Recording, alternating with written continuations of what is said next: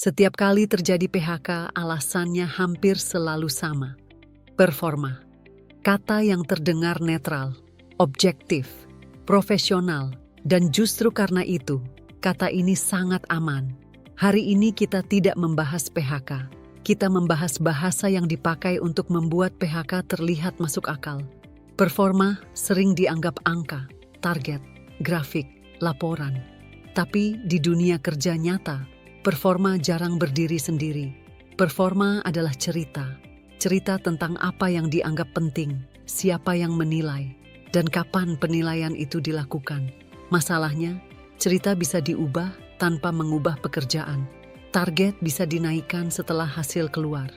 Prioritas bisa digeser tanpa pernah diumumkan.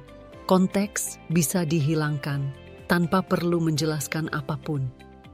Dan semua itu tetap terlihat profesional. Hampir tidak pernah ada momen di mana seseorang diberitahu dengan jelas, di titik ini kamu aman. Karena ekspektasi jarang ditulis.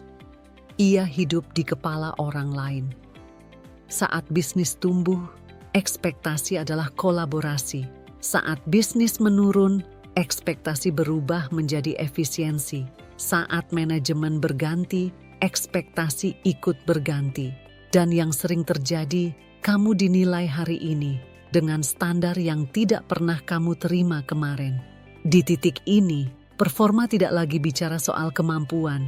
Ia bicara soal apakah kamu masih cocok dengan cerita terbaru perusahaan. KPI sering disebut objektif, terukur, adil. Tapi jarang dibahas satu hal penting, siapa yang menentukan KPI dan kapan KPI itu ditafsirkan.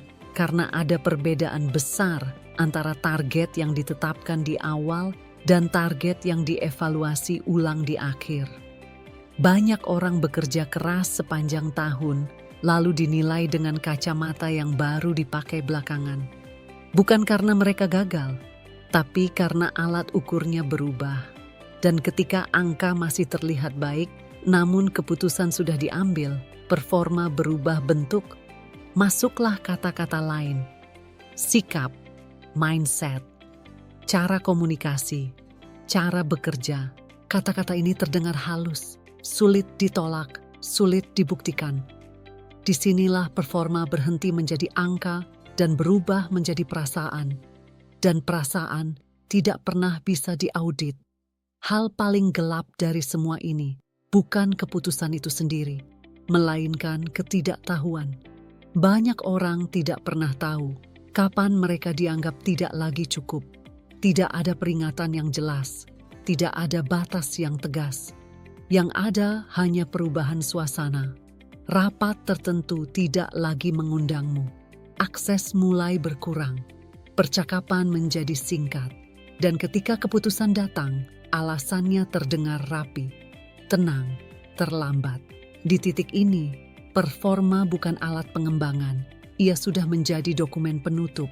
Performa dipilih bukan karena paling jujur, tapi karena paling aman. Aman secara hukum, aman secara citra, aman dari konflik internal. Performa membuat keputusan terlihat rasional. Padahal seringkali keputusan itu sudah diambil jauh sebelum kata tersebut diucapkan.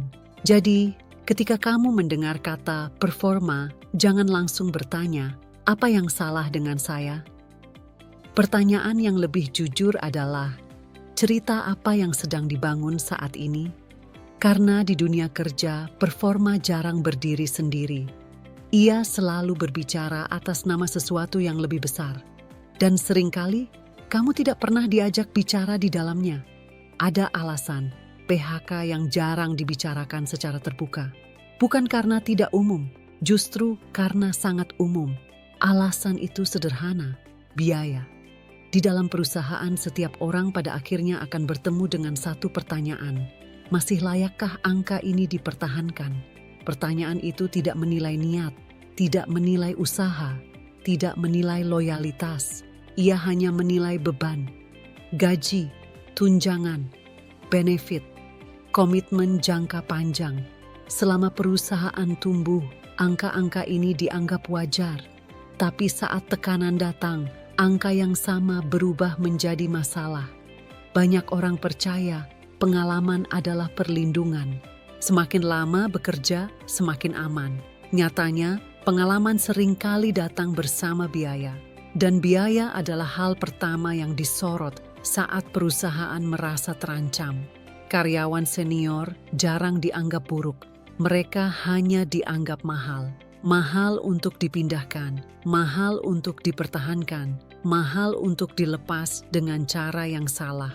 Di titik ini, pengalaman tidak lagi terlihat sebagai aset. Ia terlihat sebagai risiko.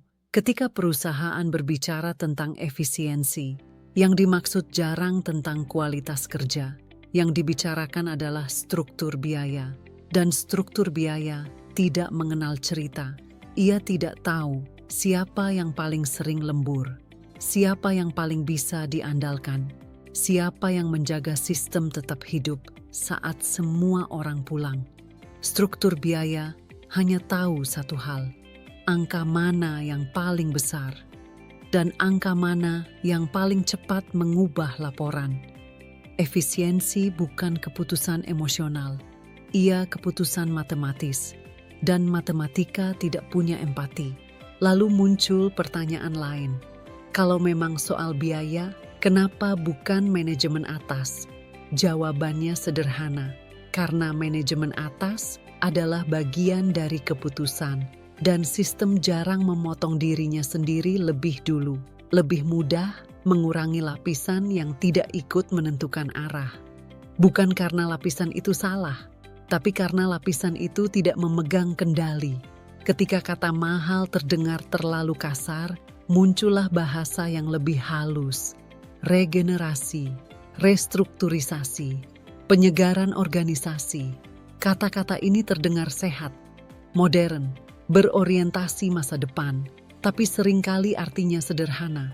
Pekerjaan yang sama, tanggung jawab yang sama, dengan biaya yang lebih rendah. Bukan karena yang lama tidak mampu, tapi karena yang baru lebih murah. Perusahaan jarang mengatakan ini secara terang-terangan, bukan karena itu bohong, tapi karena itu berbahaya. Berbahaya bagi moral tim, berbahaya bagi citra, berbahaya secara hukum. Maka dipilihlah kalimat yang aman didengar. Penyesuaian bisnis, kebutuhan organisasi, evaluasi performa. Kalimat-kalimat ini tidak sepenuhnya salah, tapi juga tidak sepenuhnya jujur. Mereka menutup satu fakta sederhana, bahwa tidak semua orang dilepas karena gagal. Banyak yang dilepas karena terlalu mahal untuk struktur saat ini. Dan bagian paling sunyi dari alasan ini adalah ketidakberdayaan, karena tidak ada yang bisa diperbaiki. Tidak ada pelatihan yang menurunkan gaji. Tidak ada usaha ekstra yang mengubah laporan keuangan. Di titik ini, bekerja lebih keras, tidak mengubah apapun. Jika suatu hari kamu dilepas dan kamu tahu kamu tidak buruk, mungkin alasannya bukan kekurangan. Mungkin kamu hanya berada di persimpangan, di mana perusahaan berhenti bertanya, apa lagi yang bisa dia berikan?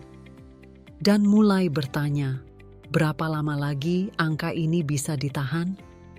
Perusahaan jarang mengatakan, kami tidak lagi membutuhkan kamu. Yang lebih sering terdengar adalah ini, kami sedang berubah. Kalimat yang terdengar wajar, bahkan dewasa, karena perubahan selalu terdengar positif. Siapa yang bisa menolak perubahan? Masalahnya, perubahan jarang netral. Setiap perubahan arah selalu membawa satu pertanyaan sunyi. Siapa yang masih cocok dan siapa yang tidak? Banyak orang mengira tidak cocok dengan arah baru berarti tidak mampu, tidak mau belajar, tidak mau beradaptasi. Padahal seringkali bukan itu masalahnya. Masalahnya adalah simbol. Dalam proses perubahan, perusahaan tidak hanya butuh sistem baru. Mereka butuh wajah baru. Wajah yang bisa mewakili cerita bahwa perubahan benar-benar terjadi. Dan di titik ini, orang lama sering menjadi masalah. Bukan karena mereka salah, tapi karena mereka terlalu identik dengan masa lalu. Kamu bisa belajar hal baru, menguasai tools baru, mengikuti ritme baru. Tapi di mata tertentu kamu tetap membawa ingatan tentang cara lama. Dan ingatan sering dianggap penghambat. Dalam banyak transformasi, perusahaan tidak benar-benar bertanya, siapa yang paling mampu ikut? Yang lebih sering ditanyakan adalah, siapa yang paling mewakili arah ini? Ini sebabnya orang yang kompetensinya biasa saja bisa bertahan, sementara orang yang berpengalaman justru tersingkir, bukan karena siapa yang lebih baik, tapi karena siapa yang lebih pas untuk narasi perubahan. Ada ironi di sini. Pengalaman panjang yang dulu dicari berubah menjadi beban, karena pengalaman membawa ingatan, dan ingatan membawa perbandingan. Orang lama tahu bagaimana sesuatu pernah gagal, pernah dicoba, pernah tidak berhasil, dan dalam fase perubahan itu sering dianggap negatif, bukan sebagai kewaspadaan, tapi sebagai resistensi. Padahal seringkali itu hanya kehati-hatian. Namun sistem jarang sabar pada nuansa. Ia lebih menyukai kecepatan. Dalam perubahan, perusahaan sering memilih energi baru dibanding pengetahuan lama. Bukan karena yang lama salah, tapi karena yang baru lebih mudah dibentuk, lebih lentur, lebih patuh pada cerita yang sedang dibangun. Disinilah kalimat tidak cocok dengan arah baru menjadi sangat fleksibel. Ia bisa berarti bukan bagian dari lingkaran baru, bukan pilihan orang yang memimpin perubahan, bukan simbol yang ingin ditampilkan, dan semua itu tidak pernah tertulis di kontrak kerja. Yang paling sunyi dari bagian ini adalah ini. Banyak orang yang dilepas sebenarnya mampu mengikuti perubahan. Mereka hanya tidak diberi waktu atau tidak diberi peran. Perubahan terjadi terlalu cepat dan keputusan sudah diambil sebelum mereka sempat menunjukkan apapun. Lalu terdengarlah kalimat yang rapi, "Kami rasa kamu tidak lagi sejalan." Kalimat ini tidak menyerang kemampuan, tidak menyalahkan usaha, tapi juga tidak memberi ruang pembelaan. Karena bagaimana cara membuktikan bahwa kamu sejalan dengan sesuatu yang tidak pernah dijelaskan sepenuhnya? Di titik ini, PHK bukan soal kinerja, bukan soal biaya, tapi soal cerita.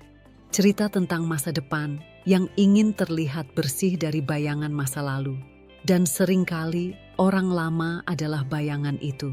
Faktor lainnya yang hampir tidak pernah muncul di surat keputusan, tidak tertulis di email, tidak masuk notulen, tidak pernah disebut secara resmi, tapi pengaruhnya sangat besar. Relasi, atau lebih tepatnya, politik internal. Di dunia kerja, banyak orang percaya hasil kerja adalah penentu utama. Padahal seringkali hasil kerja hanya menentukan seberapa bergunanya kamu, bukan seberapa amannya kamu. Keamanan jarang datang dari apa yang kamu kerjakan. Ia datang dari siapa yang berdiri di belakangmu. Setiap organisasi punya peta kekuasaan yang tidak pernah dipublikasikan. Siapa yang sedang naik, siapa yang mulai melemah, siapa yang sedang disiapkan, dan siapa yang mulai dianggap beban. Masalahnya, peta ini berubah tanpa pengumuman. Dan banyak orang bekerja keras di posisi yang secara politik sudah kalah. Di titik ini, kamu bisa melakukan segalanya dengan benar dan tetap salah secara struktural. Ketika konflik terjadi di level atas, jarang diselesaikan secara langsung, terlalu berisiko, terlalu terbuka. Yang sering terjadi adalah kompensasi diam-diam. Satu divisi dikurangi, satu posisi dihapus, satu orang dilepas. Bukan karena orang itu penyebab masalah, tapi karena ia berada di sisi yang salah dari konflik yang tidak ia ketahui. Dalam politik internal, ada satu tipe orang yang paling rentan, orang yang netral. Tidak terlalu dekat dengan siapapun, tidak terlalu membela siapapun, tidak punya musuh, tapi juga tidak punya pelindung.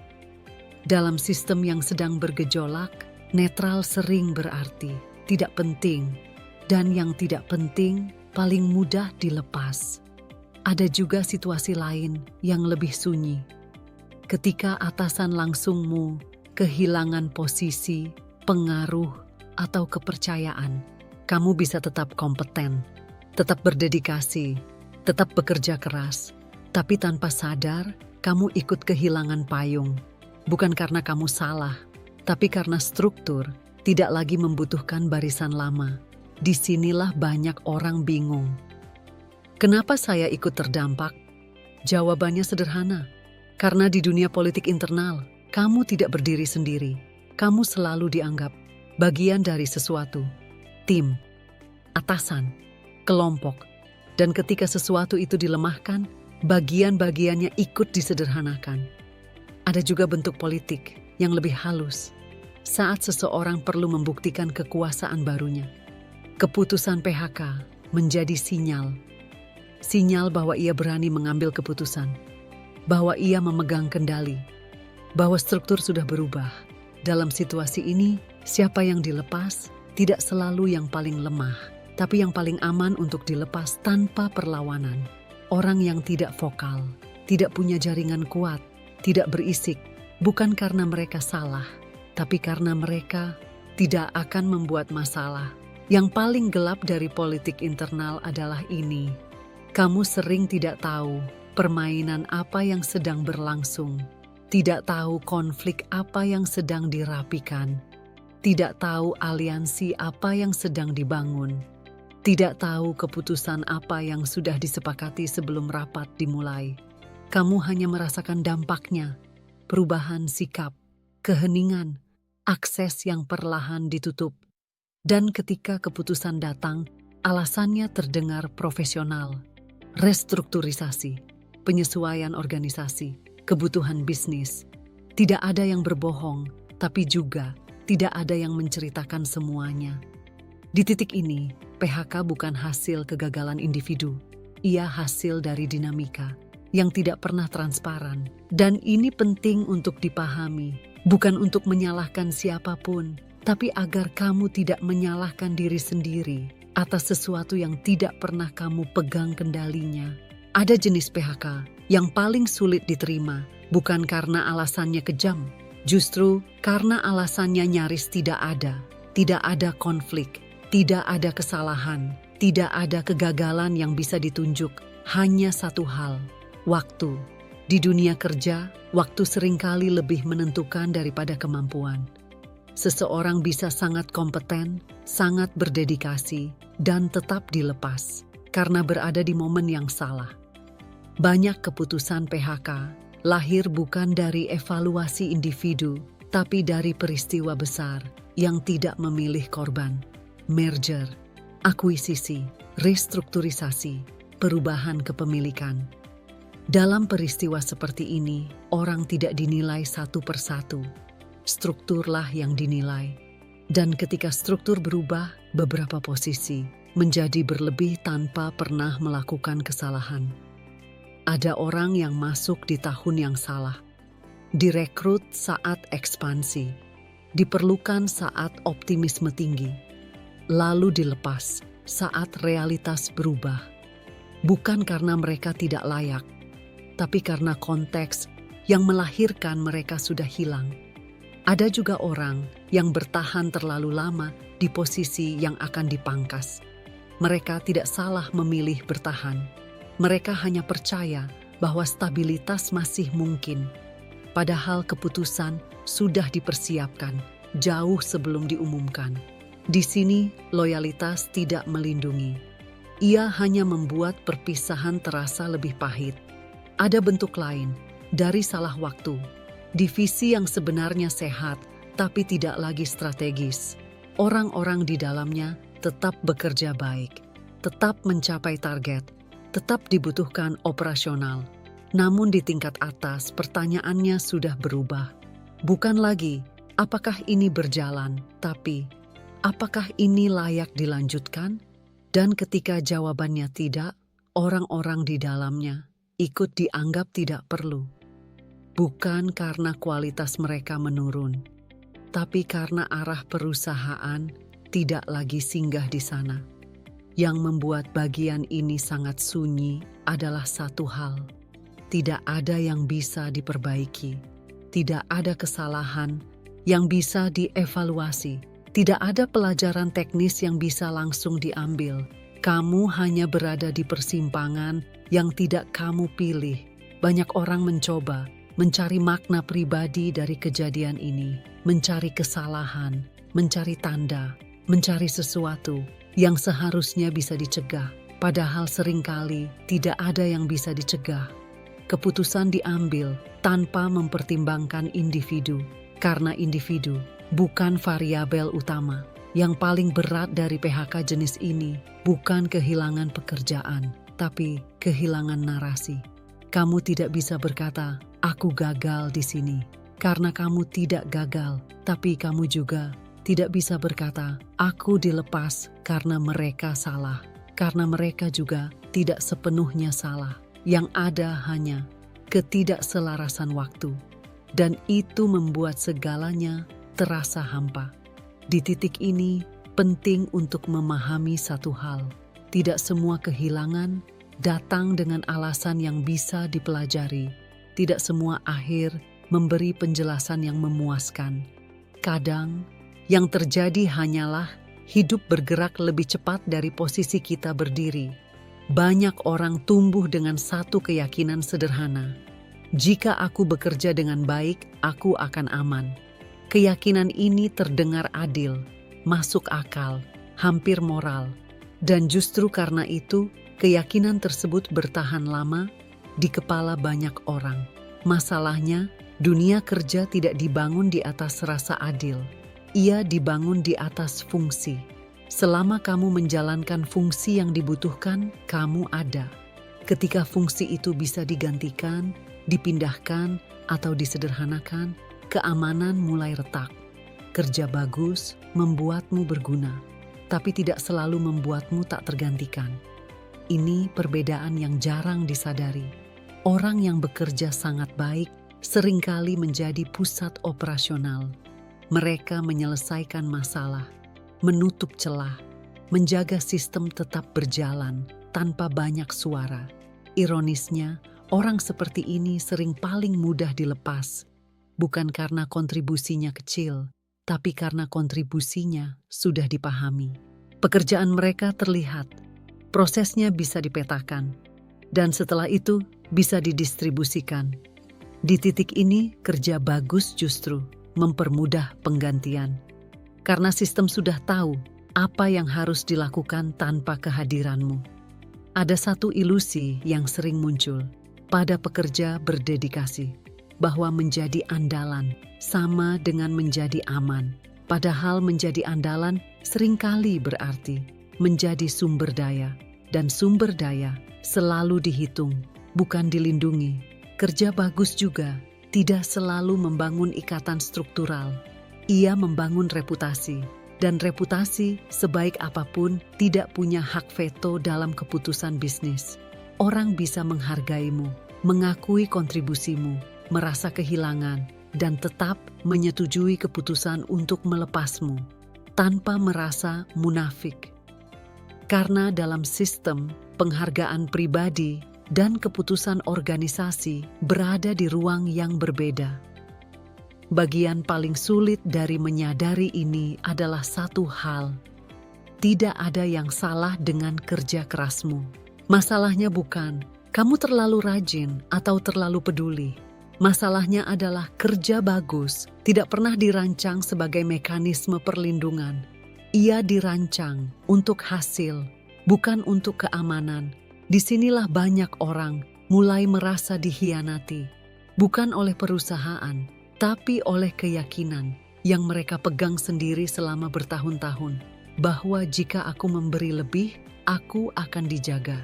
Padahal sistem tidak bekerja dengan prinsip timbal balik emosional. Ia bekerja dengan efisiensi, dan efisiensi tidak pernah bertanya seberapa keras kamu berusaha.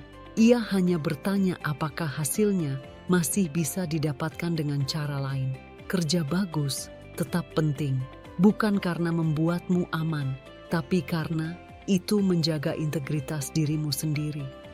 Keamanan di dunia kerja tidak pernah datang dari satu sumber, dan menggantungkan semuanya pada kualitas kerja saja adalah bentuk risiko yang jarang disadari. Bertahan lama sering dianggap bukti loyalitas, bukti ketahanan, bukti bahwa seseorang sudah menjadi bagian dari sistem. Banyak orang percaya semakin lama mereka tinggal, semakin kecil kemungkinan mereka dilepas. Keyakinan ini tidak muncul begitu saja. Ia tumbuh dari cerita, dari pengakuan, dari kalimat seperti, "Kamu sudah lama di sini." Masalahnya, lama bekerja tidak pernah tercantum di neraca keuangan. Ia tidak muncul di laporan laba rugi, tidak bisa diuji dengan angka. Di mata sistem, masa kerja bukan perlindungan. Ia hanya catatan. Kerja lama membangun ingatan, dan ingatan seringkali tidak bernilai. Di saat keputusan harus cepat, perusahaan tidak hidup dari sejarah. Ia hidup dari kebutuhan hari ini. Apa yang kamu lakukan 10 tahun lalu bisa dihargai secara personal, tapi jarang punya suara di rapat hari ini. Ada kesalahpahaman yang sering terjadi, bahwa loyalitas adalah kontrak dua arah. Padahal dalam banyak organisasi, loyalitas hanya diharapkan dari satu sisi, dari karyawan ke perusahaan. Bukan sebaliknya. Perusahaan menghargai orang yang bertahan, tapi tidak terikat untuk mempertahankan mereka selamanya. Kerja lama juga membawa sesuatu yang jarang dibicarakan, keterikatan. Semakin lama seseorang berada di satu sistem, semakin sulit ia bergerak. Bukan karena tidak mampu, tapi karena terlalu terbiasa. Di titik ini, kerja lama bukan lagi perlindungan. Ia menjadi ketergantungan, dan sistem jarang melindungi sesuatu yang bergantung sepenuhnya padanya. Ada momen lain yang lebih sunyi. Ketika seseorang telah lama di satu tempat, ia sering diasosiasikan dengan cara lama. Bukan karena ia menolak perubahan, tapi karena ingatan kolektif sudah menempelkannya di sana.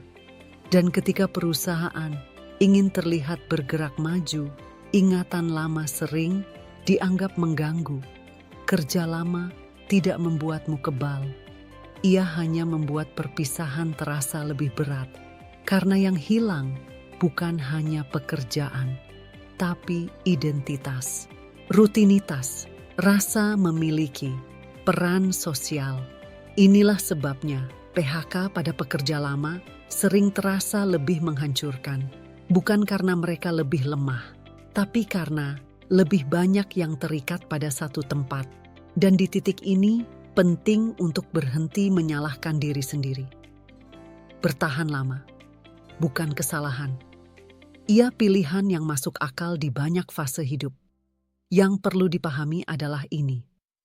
Lama bekerja tidak pernah dirancang sebagai sistem perlindungan. Ia hanya hasil dari keputusan-keputusan kecil yang diambil dari hari ke hari. Dan keputusan besar sering tidak mempertimbangkan berapa lama kamu sudah ada. Di titik ini, setelah semua alasan dibuka satu persatu, tinggal satu hal yang sering tertinggal. Bagaimana memaknainya? PHK sering terasa seperti vonis, bukan hanya pada pekerjaan, tapi pada diri, harga diri, identitas, arah hidup. Karena selama ini, banyak orang mengikatkan siapa dirinya pada apa yang ia kerjakan. Dan ketika itu hilang, rasanya seperti kehilangan penjelasan. Padahal, PHK jarang berbicara tentang nilai manusia. Ia berbicara tentang keputusan bisnis. Keputusan yang dingin, terbatas, berbasis konteks. Keputusan yang tidak dirancang untuk menilai keseluruhan hidup seseorang. Masalahnya, dampaknya selalu personal. Dan disinilah benturan terjadi. Sistem tidak peduli. pada perasaan. Tapi manusia tidak bisa tidak merasakannya. Banyak orang mencoba mencari makna besar di balik PHK. Sebagai hukuman, sebagai kegagalan, sebagai tanda bahwa ada yang salah pada dirinya. Padahal seringkali tidak ada pesan personal yang ingin disampaikan. Tidak ada pelajaran tersembunyi. Tidak ada narasi heroik.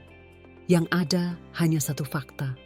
Kamu tidak lagi cocok dalam perhitungan saat itu.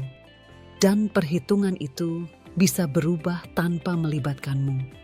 Yang membuat PHK terasa sangat berat adalah rasa malu. Bukan karena orang lain selalu menghakimi, tapi karena kita menghakimi diri sendiri. Kita merasa tertinggal, merasa gagal, merasa harus segera menjelaskan pada dunia. Padahal tidak semua akhir membutuhkan pembelaan. Tidak semua kehilangan perlu dijadikan cerita besar. Kadang menerima bahwa sesuatu berakhir tanpa makna moral justru lebih jujur. Ini bukan berarti PHK tidak menyakitkan. Ia tetap melukai, tetap mengganggu, tetap mengubah rencana. Tapi rasa sakit itu tidak otomatis berarti kamu rusak. Ia hanya berarti kamu manusia yang terdampak oleh sistem. Dan sistem, sebesar apapun, selalu punya keterbatasan. PHK tidak mendefinisikan masa depanmu. Ia hanya menutup satu konfigurasi hidup. Banyak orang tidak gagal karena PHK. Mereka hanya dipaksa berhenti berada di tempat yang sudah tidak bisa menampung mereka lagi. Dan mungkin bagian paling penting dari semua ini adalah satu hal.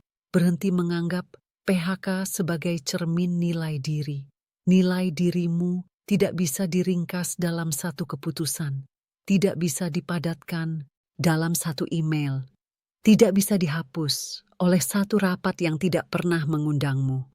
Dunia kerja adalah sistem, dan kamu adalah manusia. Ketika sistem berubah, manusia terdampak, bukan karena kurang layak, bukan karena gagal, tapi karena tidak semua sistem dirancang untuk menampung semua orang selamanya. Dan memahami itu bukan kelemahan, itu kedewasaan. Kalau kamu ingin tahu fakta dunia kerja yang jarang dibahas, subscribe YouTube @Praktik Lapangan Bisnis sekarang. Aktifkan loncengnya biar nggak ketinggalan video terbaru. Dan jangan lupa follow Instagram dan TikTok @Praktik Lapangan Bisnis buat konten fakta, sisi gelap, edukasi karyawan, dan humor seputar karyawan. Kita bahas dunia kerja apa adanya.